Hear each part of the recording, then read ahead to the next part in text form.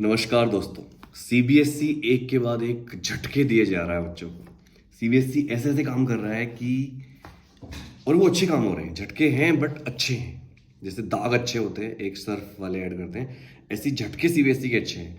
CBSE नई education policy के अंतर्गत बहुत सारे चेंज कर रहा है और आज सीबीएसई का थोड़ी देर पहले एक अपडेट आया है जो मुझे गुप्त सूत्रों से मिला है। 11th और 12th के बच्चे, सुबह मैंने एक अपडेट 10th के बच्चों को दिया था जिसमें मैंने बताया था कि अगर कोई बच्चा 10th का फेल हो जाता है एक सब्जेक्ट में, मेन में जो मेन सब्जेक्ट होते हैं, तो उसके नंबर रिप्लेस हो जाएंगे उसके जो सब्जेक्ट एडिशनल है उनसे, क्योंकि एडिशनल सब्जेक्ट बहुत इजी वाले होते हैं और उनमें पास होना बहुत आसान होता है। तो सीबीएसई की जो नई अपडेट है वो ये है दोस्तों कि सीबीएसई 11th-12th के बच्चों के पेपर में से लॉन्ग आंसर टाइप क्वेश्चन हटाने जा रहा है।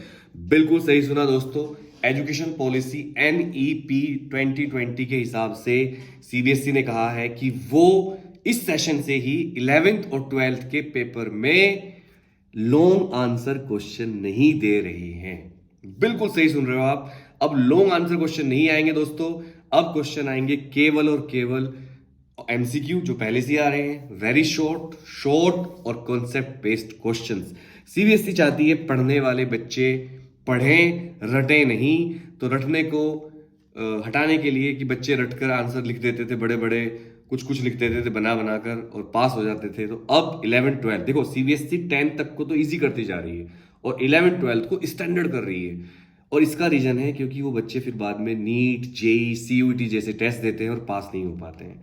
और सरकार का जो बड़ा प्लान है मैं आपको बता दूं, कुछ बच्चों को लगेगा ये तो हमारे खिलाफ हो गया, नहीं। सरकार का प्लान है कि महंगी महंगी जो कोचिंग है, जो कई कई लाख रुपए बच्चों से ले लेते हैं, वो बंद हो जाए। वो बच्चा स्कूल से पढ़कर ही एंट्रेंस पास कर ले। भाई बच्चा कोचिंग क्यों जाता है? क्योंकि उसका एंट्रेंस पास नहीं होता है। वो सोचता है एंट्रेंस मुझसे होगा नहीं तो मैं कोचिंग कर लेता हूं। लेकिन अब बच्चा जब वो 11th-12th की पढ़ाई करेगा अपने हिसाब से, समझ समझ कर करेगा, रटेगा नहीं, तो उसका आराम से सिलेक्शन हो जाएगा। तो कैसी लगी आपको सरकार की ये पहल? कमेंट करके बताइएगा। और फिर कहता हूं, बिल्कुल घबराया मत करो, पॉजिटिव रहा करो, महादेव का नाम लिया करो, या जिसको भी भगवान को आप मानते हो, अल्लाह, वाहिगुरु, जीसस, सब एक ही पावर है, उनको याद किया करो। धार्मिक बनो, पॉजिटिव बनो, अपने बड़ों का सम्मान करो, देश से प्यार करो, देश की रक्षा करने के लिए कुछ करो, और जितना हो सकता है उतना पढ़ो, जितना ना हो सके उतना मत पढ़ो। टेंशन लिए बिना काम किया करो। अरे पढ़ने वालों, अरे पढ़ने वालों, अब रटकर काम नहीं चलेगा, अब पढ़कर काम चलेगा।